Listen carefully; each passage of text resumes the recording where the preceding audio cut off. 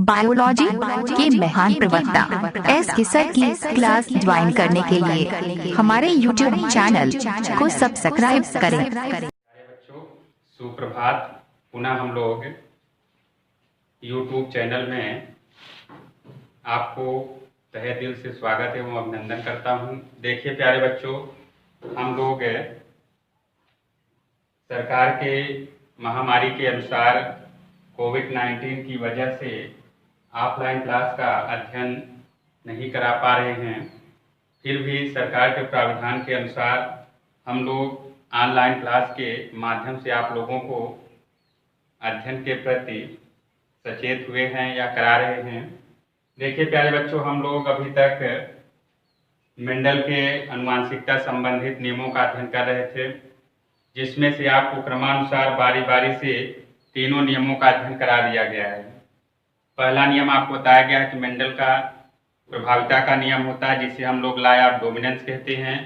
दूसरा नियम है पृथक्करण या युग्मकों की शुद्धता का नियम, जिसे दो जोड़ी पौधों के मध्य जब कराया जाता है तो उन्हें स्वतंत्र व्यूहन का नियम कहते हैं।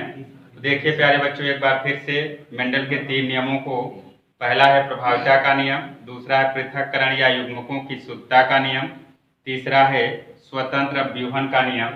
इन नियमों के बाद अब हम लोग जेनेटिक्स में आगे की ओर बढ़ेंगे। जैसा कि बताया गया कि अब प्रभावी तथा अप्रभावी लक्षणों का अध्ययन करेंगे।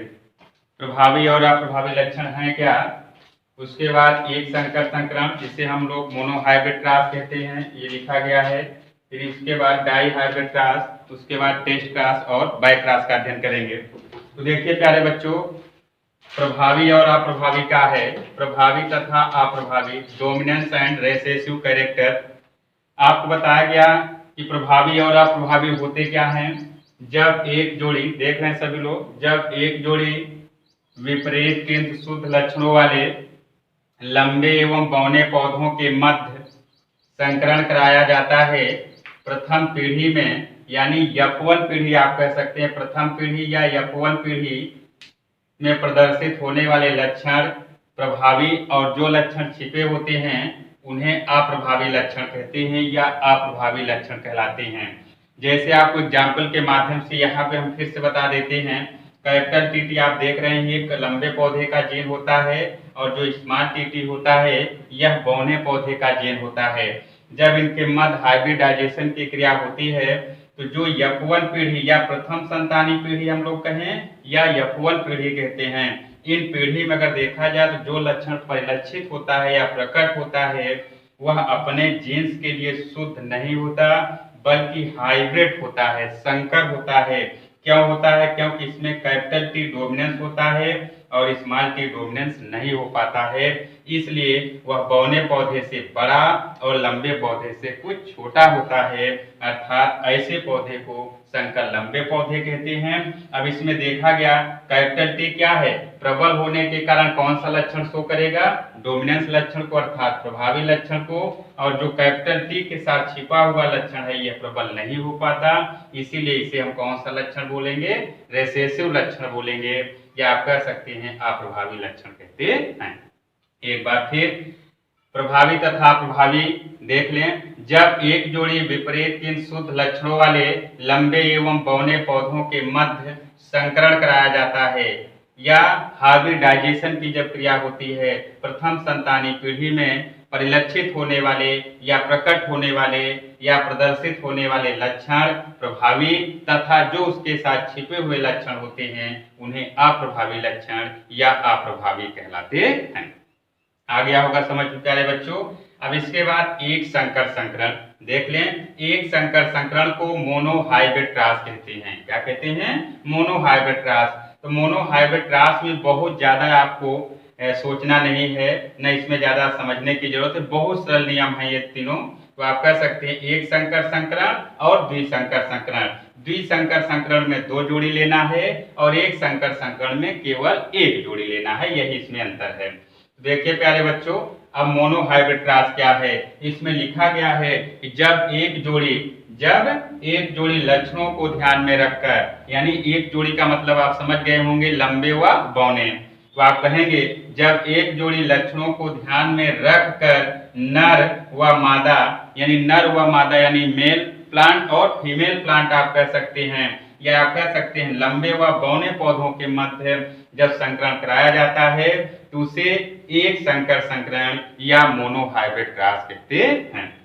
तो एक बार फिर प्यारे बच्चों, जब एक जोड़ी लक्षणों को ध्यान में रखकर नर व मादा पौधों में संकरण कराया जाता है तो उन्हें एक संकर संकरण या मोनोहाइब्रिड क्रॉस कहते हैं। जैसा लिखा गया है, लंबे पौधे का जीन कैपिटल टीटी और बौने पौधे का जीन स्मॉल टीटी होता है।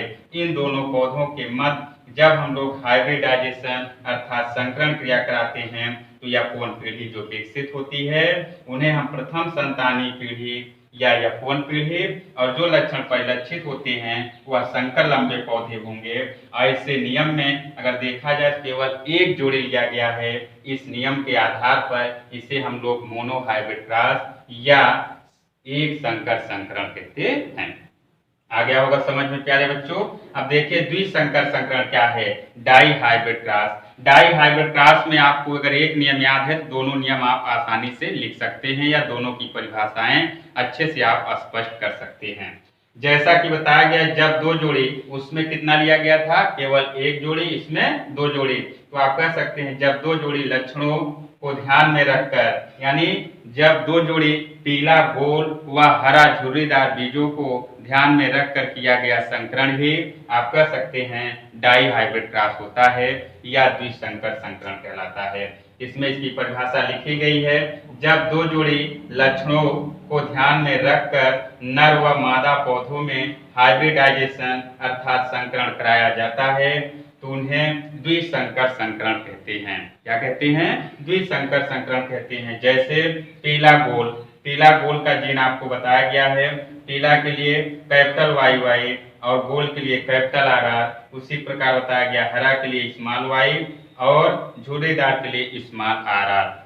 यह आपको स्वतंत्र अव्यूहन नियम में भी चर्चा किया गया है, उसमें भी आपको बताया गया है कि जब दो जोड़ी विपरीत किंतु शुद्ध लक्षणों वाले नर व मादा पौधों के मध्य संकरण कराया जाता है तो उसमें प्रथम पीढ़ी में संकर लंबे पौधे प्रकट होते हैं। पुनः प्रभाविता के नियमानुसार F1 पीढ़ी के संतानों में स्वनिषेचन के पश्चात जब द्वितीय संतानी पीढ़ी ज्ञात करते हैं तो उसमें ये वैकल्पिक रूप से पृथक व अलग हो जाते हैं या स्वतंत्र हो जाते हैं। इसी को हम लोग इंडिपेंडेंस लॉ कहते हैं या स्वतंत्र अव्यूहन का नियम कहते हैं। तो देखिए प्यारे बच्चों, इसमें पीला बीज के लिए कैपिटल YY और गोल के लिए कैपिटल RR, हरा के लिए स्मॉल y, झुर्रीदार के लिए स्मॉल RR, अर्थात रिंकलेट का मतलब होता है झुर्रीदार या टेढ़ा मेढ़ा। इसमें क्रॉस कराया गया तो आप कह सकते हैं पीला गोल व हरा झुर्रीदार बीजों के मध्य जो क्रॉस हुआ उसमें F1 पीढ़ी जो विकसित हुई capital Y, small y, capital R और स्मॉल R। इसका मतलब है कि ये पौधे संकर पीला गोल होंगे जो अपने जीन्स के लिए शुद्ध नहीं बल्कि संकर पीला गोल बीज होंगे। तो देखिए प्यारे बच्चों, ये नियम आपके प्रभावी तथा अप्रभावी एक संकर संकरण तथा द्विसंकर संकरण अच्छे से समझ में आ गया होगा। अब प्यारे बच्चों, हम लोग पुनः आपको कहेंगे कि जब अगले ऑनलाइन क्लास में जब हम लोग उपस्थित होंगे तो पुनः आपको इसके आगे का अध्ययन कराएंगे। तब तक के लिए प्यारे बच्चों धन्यवाद।